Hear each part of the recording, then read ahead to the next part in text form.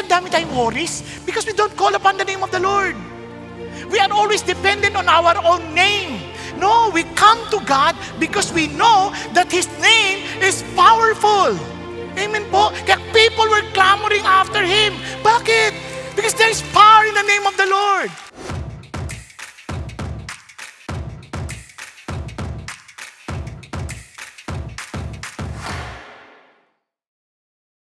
Sa ating talakayin ngayong hapon, pinamagatang worship God, honor His name, honor His Sabbath day. Now, let me just begin with a simple question.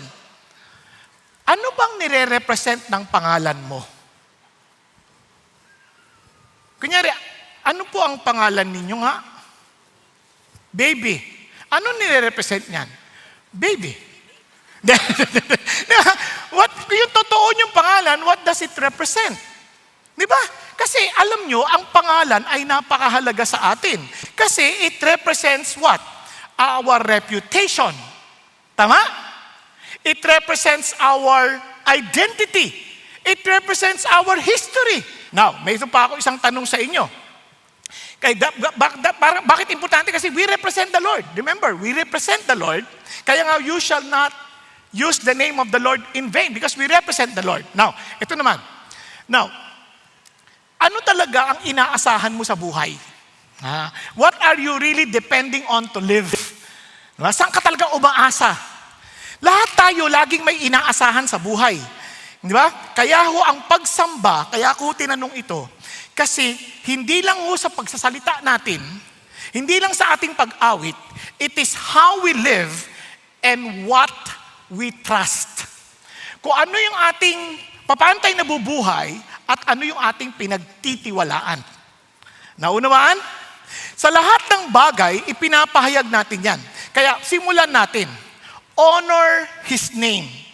Balikan natin, honor His name. Kaya sabi ni Lord, you shall not take the name of the Lord your God in vain.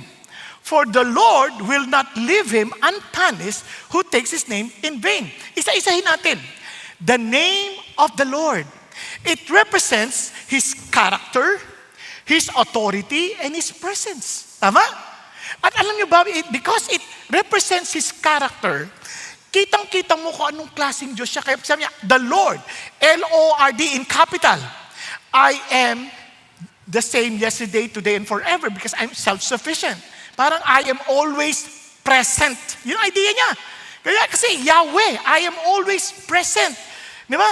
Kaya, parang sinabi niyo, ito yung Diyos mo. This represents Him. Yung name na yan ay sobrang powerful. Kaya alam niyo ba yung mga Hudyo during that time? Pag sinusulat nila, nag-i-scribe sila nung salita ng Panginoon, and every time they write the very name of God, alam niyo bang maliligo muna sila?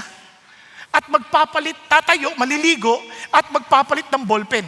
Pagkatapos gamitin, itatapon na yung ballpen na yun. Ganon ka-sacred para sa kanila yung pangalan. Grabe, no? Pag binanggit, hindi basta-basta nila binabanggit yung pangalan. Kasi it is something so sacred na para ang taas ng galang nila na hindi labas nila sinusulat nang hindi sila nakaligo. Grabe, di ba? Kaya samantalang sa marami sa atin, we take that name so casually. Parang, bisan nga, pag nagulat tayo, ay! Kung ano-ano na nasasabi natin kaagad. Pero mamaya, papaliwanag ko pa yan. Now, yung authority naman, yung pangalan, may kapangyarihan yan. Di ba? Parang mga police, di ba? Pag hinuli ka, in the name of the law. Di ba? And of course, His presence. It means He is present. Yung talagang, wow, hindi mo basta babaliwalain yan. Kaya naman, tandaan natin, God's name, He's God Himself. Kaya you cannot separate God's name from God Himself. Kaya hindi mo pwedeng laruin yan. Kaya God's name represents who He is, shows how we treat His name, and reflects how we treat Him. So, yung paggamit natin ng pangalan niya, yun ang pagtatrato natin sa Kanya. Naunawaan, pangalan natin pwedeng paglaruan ng iba. Kunyari ako, tinatawag na, Rito Saking. Pritong Saking! Ganyan lang. But we cannot do that to God. Because every time you take His name, without seriousness, parang hindi natin siniseryoso yung Kanyang pagka-Diyos. Are you following? So, ganun katindi itong pangalan na ito. No, tuloy pa. Kaya naman, hindi rin magagap ng mga Hudyo yan during that time. Kaya every time they discover something, dinidikit nila yung pangalan just for them to easily see the greatness of our God. For example, kunyari, the Lord provide. Tatawagin na, Yahweh Yireh. The Lord Nissi, the Lord is my banner. Yahweh Shalom, the Lord is peace. Yahweh Shammah, the Lord is present. Yahweh Chebayot, the Lord of hosts. Yahweh Rohi, the Lord is my shepherd. Yung iba mga, Yahweh Rapha, di ba? The Lord is my healer. So, lahat ng mga katangian, nilalabas nila yun kasi they want to express yung kung ano si God. Di ba? Na wala siyang kaparehas. He's always the ultimate. When it comes to provision, He is the ultimate provider. When it comes to the victory, He is the ultimate victory. In terms of peace, He alone can give us the ultimate peace. Kumbaga, siya lang talaga. Kaya ganun wala pa doon ang Elohim. No? Wala pa doon yung mga El Shaddai. Naku, ninyo, ang dami. Hindi kayang gagapin. Kasi sabi ng Lord, ganun kaingat yung character ni God. Now, ito ngayon is, but you shall not take the name of the Lord. Hindi niya sinasabi, huwag mong dalin. Ang sinasabi niya, dalin mo, pero pag-ingatan mo. Imagine, He is entrusting His name to us. Now, ang sabi ng Lord, yung take, you carry that. Kaya ito ang sinasabi ng Lord. Ulitin ko ha, hindi lamang to take it, parang not to take it, but to take it with care. Paano yun? Dala-dala mo yan. Ibig sabihin, God has given you that powerful name. Grabe, kung dala mo yan, nagagamit mo ba ng tama? Tingnan nyo. Sabi ng Lord, give thanks to the Lord. Call upon His name. Grabe, make known His deeds amongst the peoples. Ano sinasabi ng Lord? Yung pangalan na yan, pero namamblema ka? Ang dami mong problema, ang dami mong ino-worry. Ayan ang pangalan ko. I-withdraw mo yung kailangan mo. Use my name. Para sabi niya, pagka nangailangan ka, pumunta ka sa bangko, ito pangalan ko, dali mo. Yan ang sasabi ng Lord, you call upon Him. Alam niyo tayo, dami tayong worries because we don't call upon the name of the Lord. We are always dependent on our own name. No, we come to God because we know that His name is powerful. Amen po. Kaya people were clamoring after Him. Bakit? Because there is power in the name of the Lord. Kaya isipin nyo, if we come in the name of the Lord, ang powerful niyan. Pero takot tayo kasi we do not carry the name. Carry the name. There is power in the name. And look at this. And tell me, you did not choose me, but I chose you and appointed you that you would what? Go and bear fruit. Minsan isip na, parang walang kwenta-kwenta ang buhay ko. Hindi mo nakalimutan mo, pinili ka ng Diyos. And look at what He said. And that your fruit would remain, so that whatever you ask the Father in my name, He may give to you. Grabe. He gave you that name. Take it. Use it for His glory, to become more fruitful to God. Minsan inisip natin, how can I multiply? Diba, challenge tayo, you evangelize, you tell the people about Jesus, about 5 million people we will influence to the Lord. Ang laki naman. Yung kapitbahay ko, hindi ko makausap eh. Bakit? Alam mo bakit? Kasi you're carrying your own name. But when you come to God, Lord, hindi ko po alam ang sasabihin ko. Ano sabi ni Lord? Ask in my name, and the Father may give it to you. Naunawaan po. Alam niyo, yan ang malaking problema ng minsan ng mga tao. They thought that God deals with us based on our goodness. He deals with us based on the goodness of His Son, Jesus Christ. Carry His name. Take His name. Huwag niyong sayangin. Huwag niyong sayangin. Kaya naman, bakit? Why does God want us to proclaim His name? Because there is no other name that brings salvation to mankind. Sabi nga, there is salvation in no one else. There is no other name under heaven that has been given among men by which we must be saved. Wala nang iba. Kaya napaka-importante yung pangalan na yan. Dalhin natin. Huwag natin ikahiya sa classmate natin. Huwag natin ikahiya sa ating mga kapitbahay. Huwag natin ikahiya sa ating mga kaopisina. Huwag natin ikahiya. Kasi may pangalan. Kasi hindi ako mabuting tao eh. Palagay mo, hindi ka kayang baguhin ni Panginoon Kristo sa kapangyarihan ng kanyang pangalan? Pag-isipan niyo mabuti. Hello? Huwag natin siyang ikahiya because there is power in His name. And look at this. Because His name is Jesus, for He will save His people from their sins. And paano kung tanggihan nila? Don't worry. Because for this reason also, God highly exalted Him and bestowed on Him the name which is above every name, so that the name of Jesus, every knee will bow of those who are in heaven and on earth. Lahat yan lulukod kay Jesus. Pati yung mga nasa impyerno, luluhod sila. Bakit? And that every tongue will confess that Jesus Christ is Lord, to the glory of God the Father. Grabe, no? Ganun ang kapangyarihan ng ating Panginoon. Pakisabi sa katabi mo, there is power in the name of Jesus. Take it! Tingnan nyo, wala kayong ka-power. Huwag kayong mag-alala, luluhod din ka isang araw.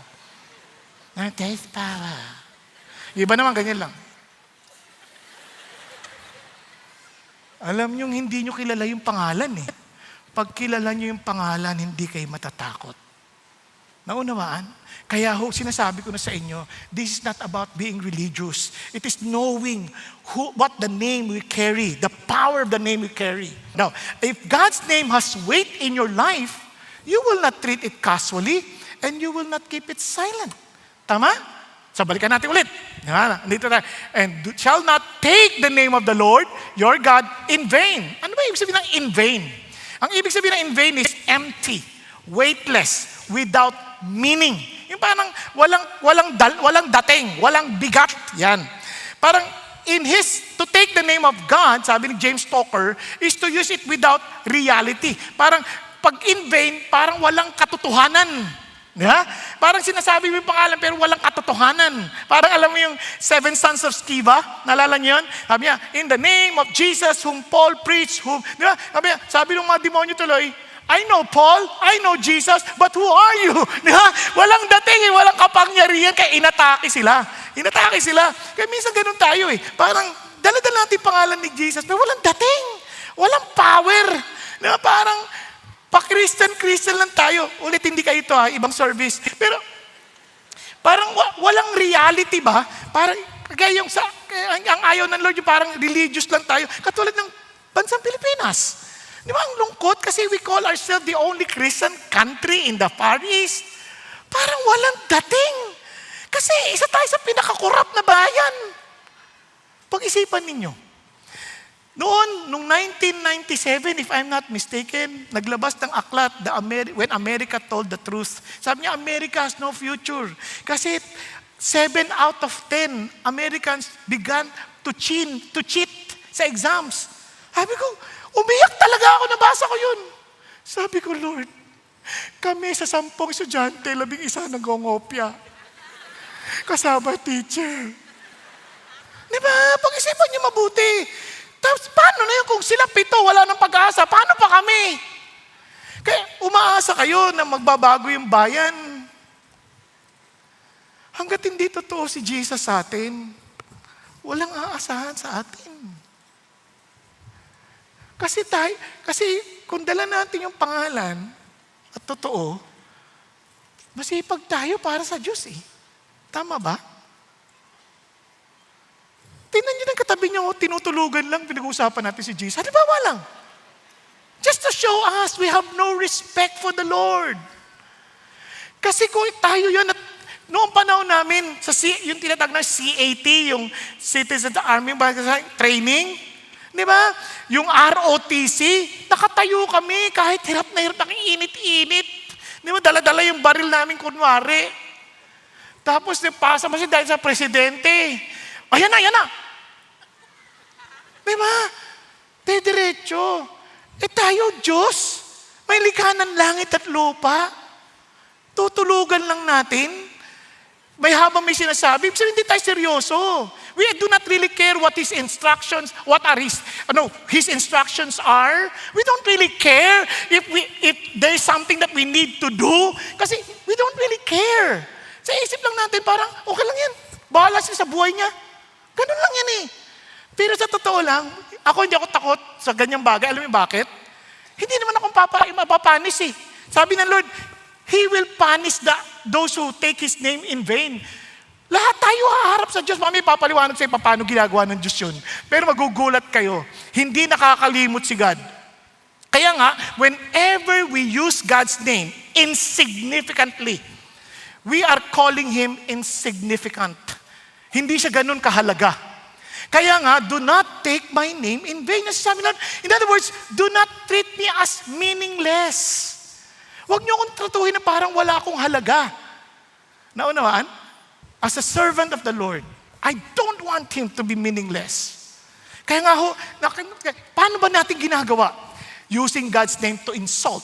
Ini-insulto natin ang ibang tao in the name of God. Minumura natin in the name of God. Di ba? May mga saltang, God, ganyan. Dinuduktungan natin ng condemnation. Using God's name to indulge. Sabi ng Lord, hindi daw ako magigising muna ngayon, tulog lang daw ako. Kasi tamad lang. Sabi ng Lord, hindi daw ako maghuhugas ng plato ngayon. Sabi ng Lord, hindi ako papasok sa trabaho. At hindi ako papasok sa school. Sabi ni Lord, ginagamit ang pangalan ng Diyos for their advantage. To impress.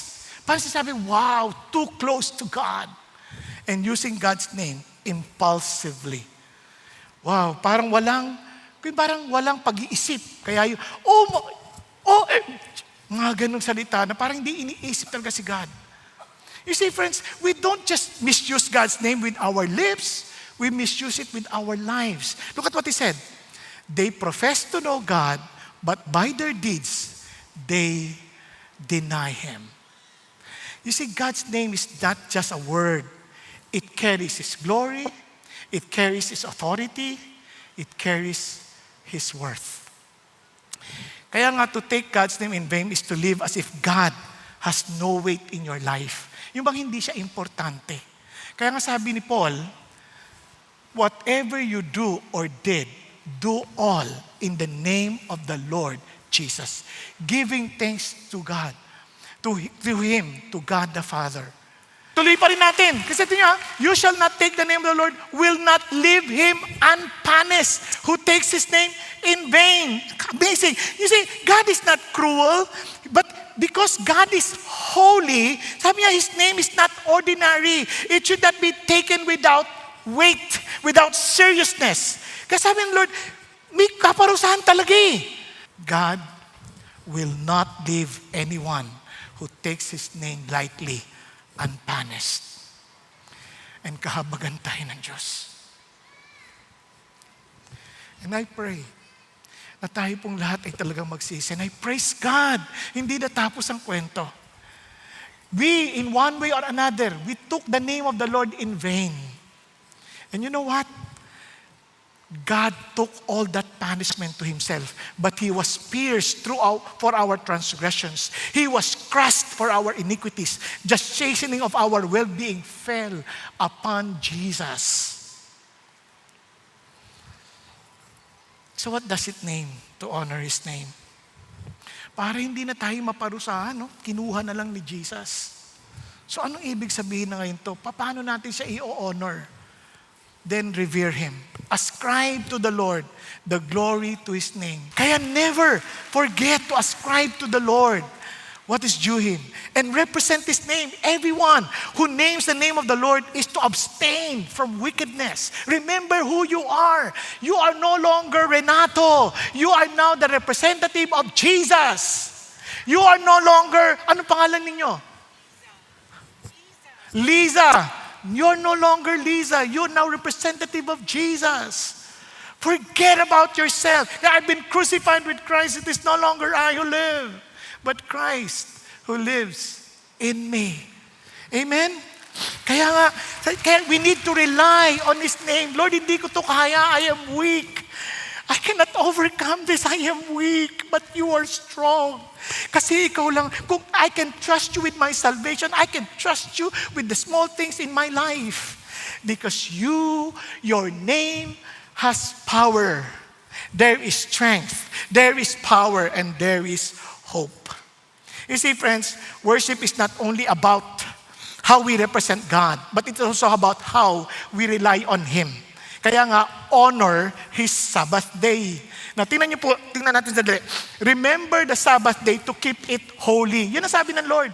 Remember the Sabbath day to keep it holy. Set it apart. Make this day a very different day. Set this day as a special day. Yun ang sinasabi ng Lord.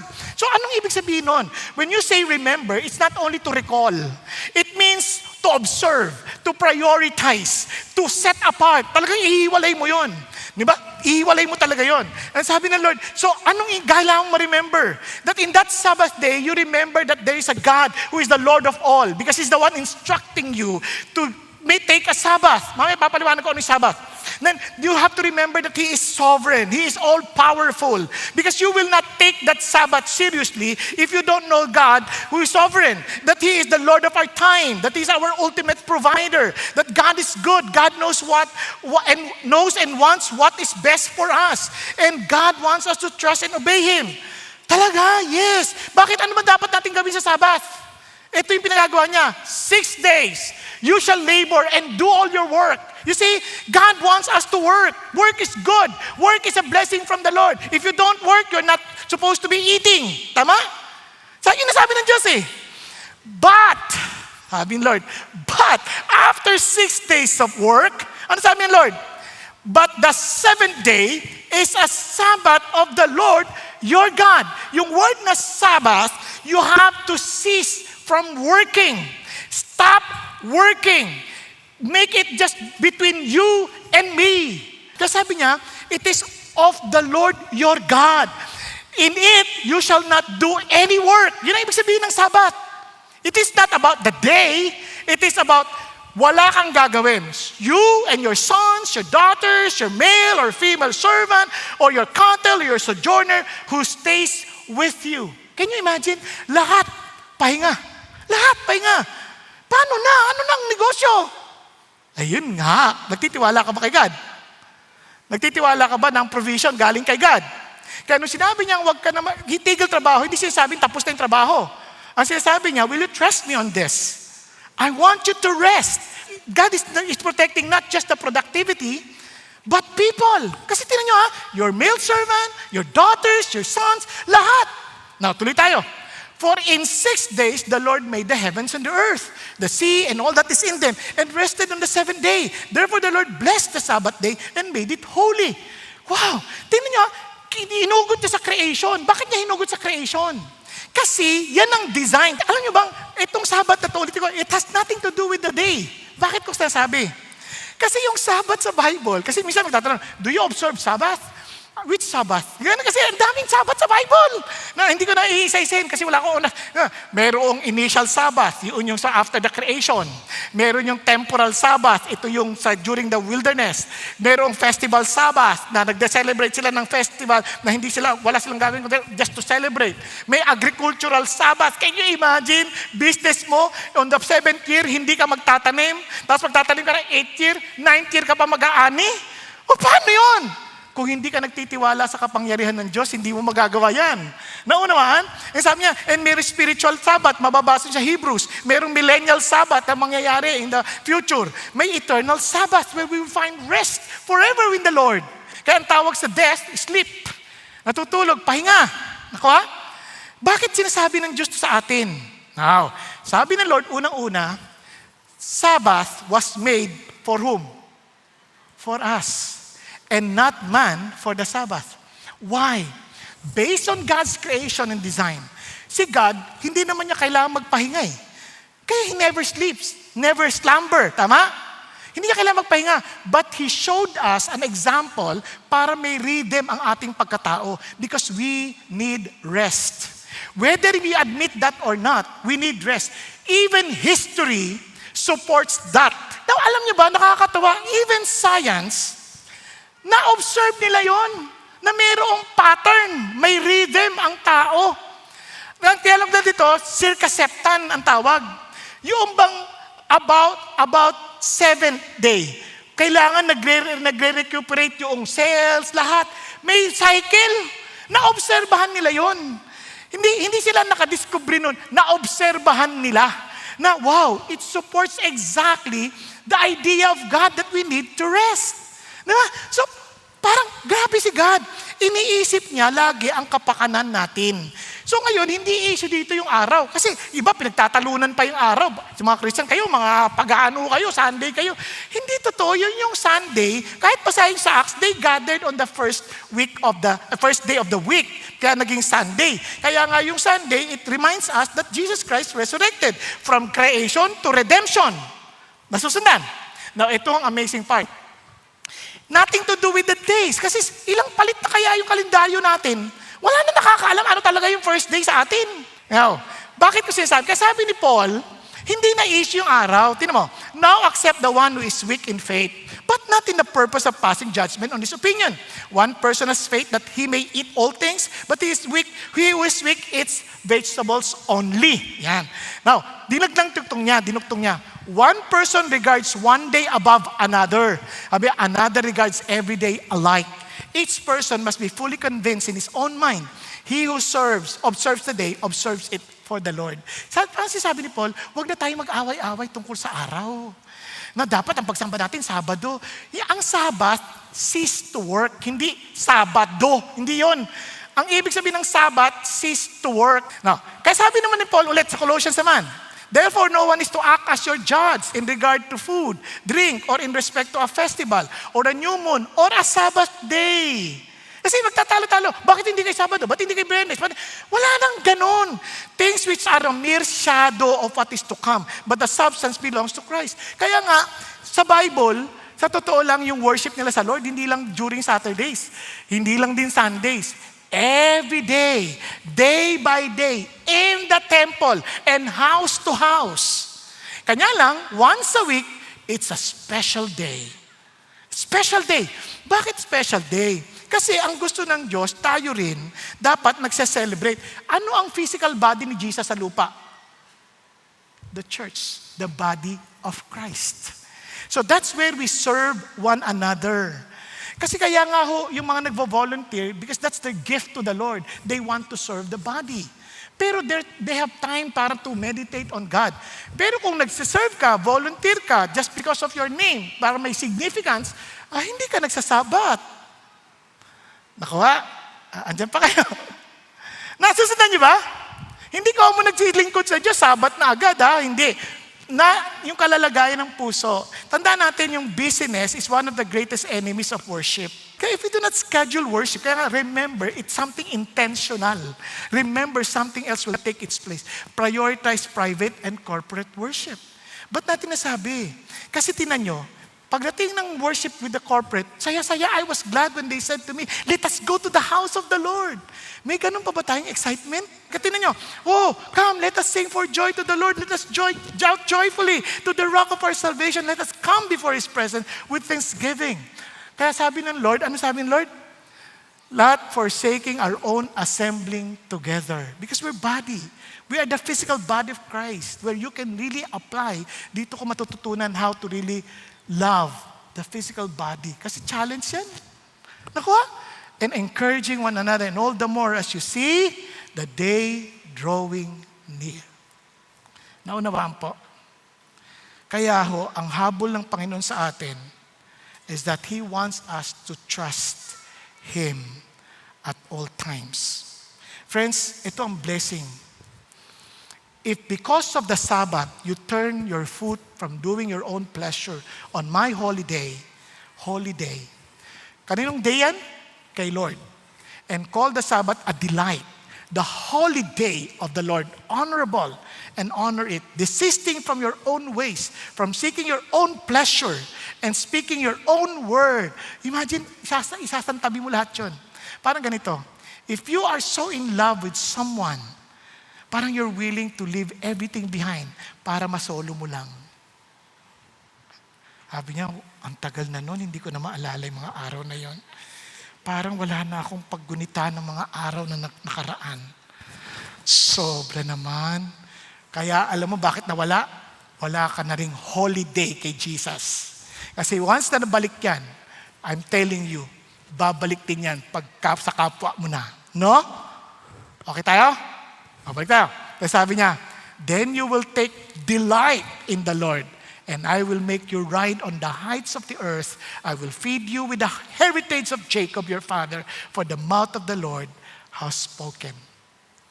You see, friends, hindi sinasabing Lord, bakasyon lamang. Because rest is not in the absence of work. It is in the presence of God. Kaya nga kahit na ubusin mo yung oras mong kapapanood, pagkatapos nun, pagod ka pa rin. Di ba? Kasi kung wala ka sa presence ng Diyos, you'll never understand what rest really means. Kasi sabi nga ni Rick Warren, Sabbath is God's antidote to burnout.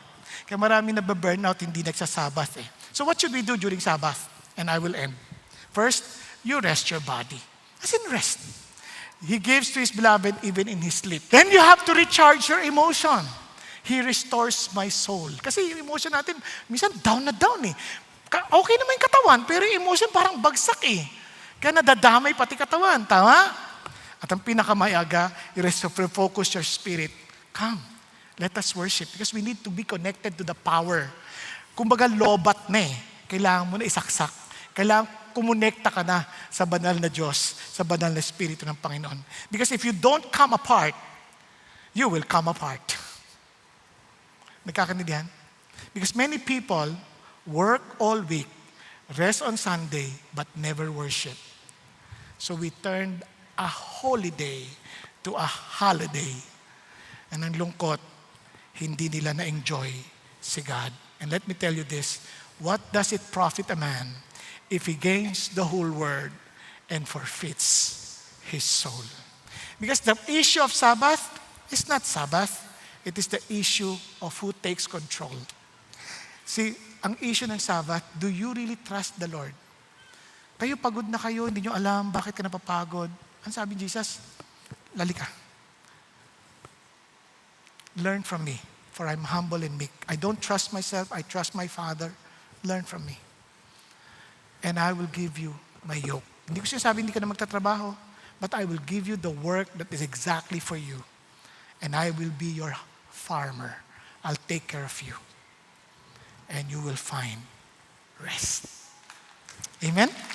Tayo pong lahat ay yumuko at pumikit sandali. Kapatid, you alone know your real condition in life. Ikaw lang nakakaalam.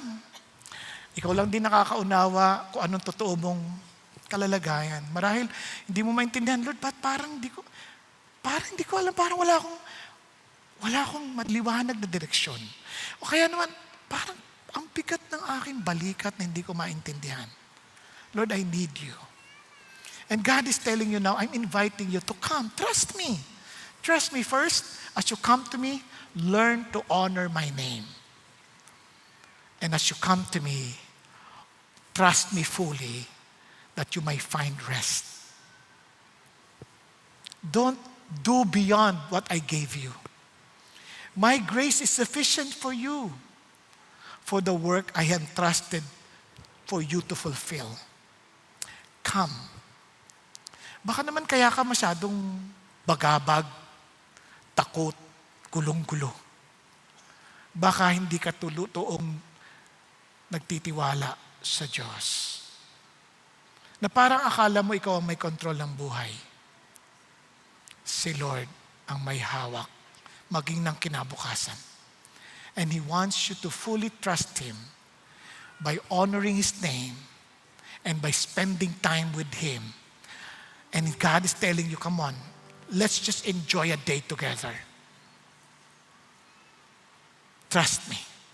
Kapatid, kung hindi ka totoong nagtitiwala sa Diyos at sarili mo pa rin, hindi mo maibigay sa Panginoon Diyos ang araw na para sa Kanya, be humble. Ask for forgiveness. Jesus Christ died for you that you will not suffer the consequences ng pag-aalipusta sa Kanyang pangalan in eternity. Bagamat may consequences sa lupa, but God will strengthen you by His grace. Pero, God first invites you to come. Kaya kung ikaw yung kinakausap ng Diyos, just raise your hand to the Lord. Lord, ako po yan. I want to carry your name, but Lord, hindi ko po nadadala with confidence. Kaya Lord, ako nagpapakumbaba ngayon. I want, Lord, to take your name seriously. Kung kapatid, yes, taas mo kamay mo. Huwag ka mahiya. It's between you and the Lord. Hallelujah. Thank you, Jesus. Thank you, Lord. Kayo sa mga sa balcony, sa upper balcony, sa mga nanonood online, I challenge you. Take God seriously. Don't play games with the Lord. He is serious with you. He gave His only Son for you. So be serious to Him also. Sa lahat na nagtaas ang kamay, sabi mo, Panginoong Diyos, patawarin po ninyo ako for taking your name in vain. Tulungan niyo po na ang puso ko ang punong-puno ng paggalang sa inyo. Dahil kayong Diyos ang makapangyarihan. And yet, sa kadakilaan ninyo, nagpakumbaba kayo. Nakunin niyo ang anyo ng isang alipin at sumunod hanggang sa kamatayan sa Kalbaryo, sa krus ng Kalbaryo, upang kami mabigyan ng bagong buhay. Panginoong Hesus, patawarin niyo po kami. At lumalapit kami sa inyo ngayon. Tinatanggap ang imbitasyon mo to come. At Panginoon, salamat sa pangako ninyo that you will give us rest. Salamat sa pangako ninyo, Panginoon Diyos, that your yoke is easy and your burden is light. So Lord, I surrender my life to you. Take control of my schedule. Take control, Father God, of every decision I make. Let me give honor to your name and honor to your holy day, the Sabbath day. Let it be my delight, O God, to worship you, both privately and corporately. Na hindi ko po uunahin ang katamaran ng katawan. Na hindi ko uunahin, Panginoon, na pagbigyan ng huwag akong mainitan. Sa halip, Panginoon, mag-init ako sa inyo na kahit anong pagdaanan, aawitan kita, sasambahin kita, at Panginoon, paparangalan kita. Thank you, Lord Jesus, for giving me this privilege to worship you. For giving me the privilege not only during Sundays, but every day of my life to give my best to you, because you are the Lord who deserve all glory, honor, and praise. Salamat po, Panginoong Hesus, sa pagtanggap niyo sa akin. At nais ko pong ikalat itong pangalan na ito nang malaman nilang mabubuti niyong gawa. At sila man ay makaranas din ng iyong pag-ibig at ng iyong katotohanan. Salamat po aming Ama, sa ngalan ni Kristo Jesus. Ito pong aming dalangin. Hallelujah. Amen. Amen and amen.